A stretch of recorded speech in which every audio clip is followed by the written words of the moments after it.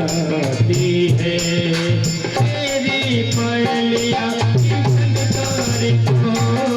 मुझको नाच नचाती है तुम रास रचाते हो या मुझे बुलाते हो शाम बंसी बजाए हो या मुझे बुलाते हो सारा दिन तड़पाते हो सारी रात जगाते हो शाम बंसी बजाते हो या मुझे बुलाते हो गाते पायल बजाई हो या मुझे बुलाती हो शाम बंसी बजाते हो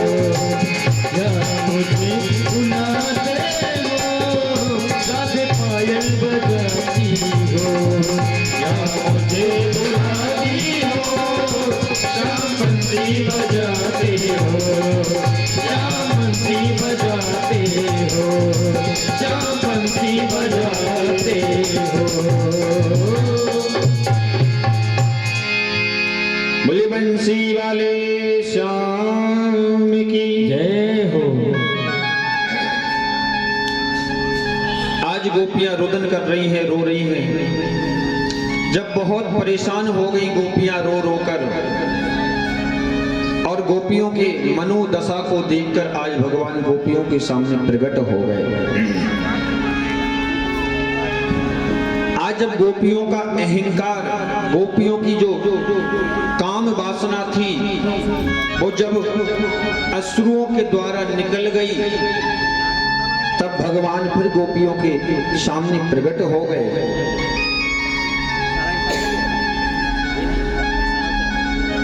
जब तक हमारे मन में विषय वासना नहीं रहती, अहंकार नहीं रहता, तब तक वो परमात्मा साथ रहता है। जैसी विषय वासना जागृत होती है वो परमात्मा छोड़कर चला जाता है। जैसे ही अहंकार जागृत होता ना वो परमात्मा छोड़कर चला जाता है। भगवान जब तक साथ में हैं, जब तक आप सतमार्ग पर चल रहे हैं, अच्छे मार्ग पर चल रहे हैं, और जब आप दुर्विचारी बन जाते हैं उसी समय भगवान आपका साथ छोड़ देता है। जब तक आप परमात्मा के भरोसे रहते हैं, जब तक भगवान साथ रहता है, और जिस दिन आपको अपना बल आ जाता है उसी दिन भगवान आपको छोड़ देता है। उसी दिन छोड़ के चले जाते हैं वो भगवान। आजकल लोगों के अंदर जरा जरा सी बात पर अहंकार आ जाता है। अरे मैं तो 40,000 का महीना कमाता हूँ, मैं क्यों किसी से दबूंगा, मैं तो आई एम राजा हैं?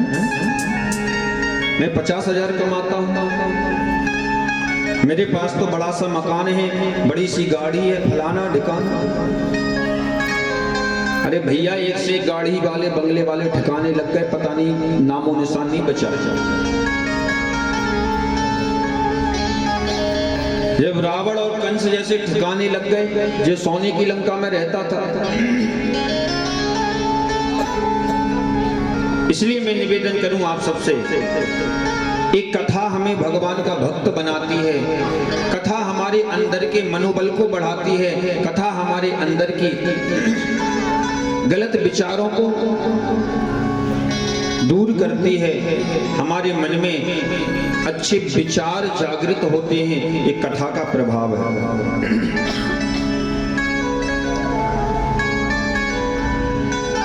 विवेक की प्राप्ति होती है, सोचने समझने की शक्ति बढ़ती है। आज आजकल लोग जरा जरा सी बातों पर डिप्रेशन में चले जाते हैं, क्योंकि सोचने समझने की शक्ति कम हो गई। अच्छे लोगों के साथ बैठना बंद कर दिया, कथा सत्संग में जाना बंद कर दिया। इसलिए धीरे धीरे लोगों की अल्प आयु होती जा रही है, आयु भी कम होती जा रही है। लोगों की आयु कम हो रही है, तरह तरह के रोग, तरह तरह की बीमारी, तरह तरह की परेशानी जीवन में आ रही है। क्यों?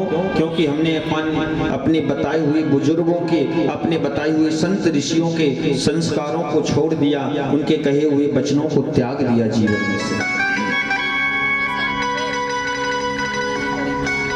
आजकल लोगों को तुलसी की माला पहनने में शर्म लगती है, गले में तुलसी की माला कोई नहीं पहनना चाहता। माथे पर तिलक लगाने में, चंदन लगाने में शर्म आती है लोगों को। हाथ में कलावा, रक्षा सूत्र बांधने में शर्म आती है। मंदिर जाने में शर्म आती है। अपने से बड़ों को प्रणाम करने में, पैर छूने में शर्म आती है।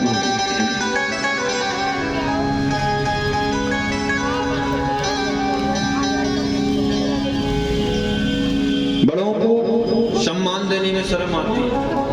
कैसा भारत बन गया हमारा।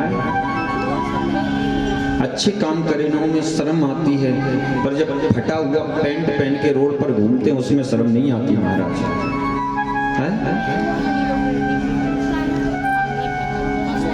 ठेकी पर खड़े होकर शराब पीते जब शर्म नहीं आती।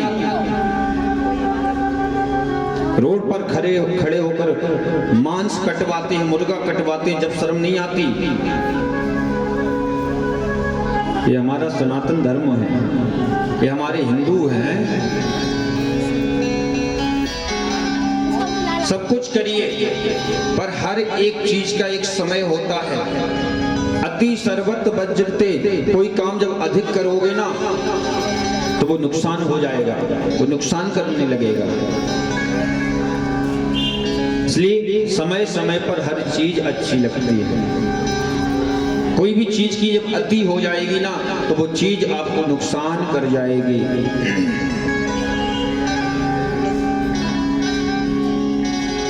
हम भारत के रहने वाले हैं। हमारे संस्कारों में बताया जाता है, संत ब्राह्मणों का सम्मान करना सिखाया जाता है। मंदिर जाना हमें अपने धर्म में बताया जाता है। मंदिर जाना बताया जाता है। तिलक लगाना, कंठी पहनना, ये सब बताया जाता है। फिर भी हम विदेशी लोगों को फॉलो कर रहे हैं अपने जीवन में, विदेशी परंपराओं को अपने जीवन में उतार रहे हैं। बस इसलिए आपके जीवन में कष्ट है। हमारे बुजुर्ग बेवकूफ नहीं थे, हमारे बुजुर्ग मूर्ख नहीं थे जो ऐसा सब कुछ करते थे।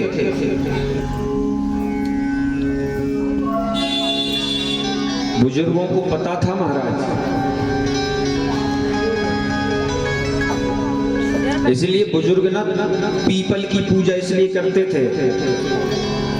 हमारे संत ऋषि बुजुर्गों को पता था कि कोरोना आएगा आगे चलकर, लोग मारे मारे घूमेंगे, ऑक्सीजन नहीं मिलेगा, तब एक पीपल का पेड़ ही काम आएगा। आनंद से किसी ने पूछा कि आप एक बात बताइए, आपके भारत देश में सबसे जो स्वादिष्ट, अच्छा, टेस्टी जो दूध है वो किस जानवर का है?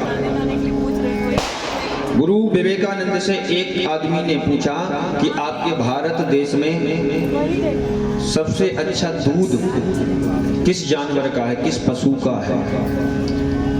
उस विदेशी आदमी ने जब पूछा गुरु विवेकानंद से, तो गुरु विवेकानंद ने कहा सबसे अच्छा दूध हमारे भारत में भैंस का माना जाता है। सबसे स्वादिष्ट जो दूध है वो भैंस का है। तो उस विदेशी आदमी ने कहा हमने तो सुना था कि आपके भारत देश में सबसे अच्छा दूध गाय का माना जाता है, आप कह रहे भैंस। आप आप भैंस का नाम ले रहे हैं। तो गुरु विवेकानंद ने कहा, आपने पशु पूछा ना कि किस पशु का दूध अच्छा है, तो पशुओं में भैंस आती है और गाय पशु नहीं। गाय तो हमारी माता है, उसको तो हम माता कहते हैं, वो पशु नहीं, वो माँ है हमारी।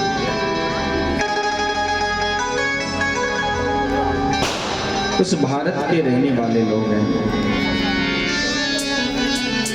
आज वो गाय कट रही है, वो गाय रो रही है, वो गाय ही श्राप हम सबको दे रही है। इसलिए हमारा आपका जीवन संकट में है।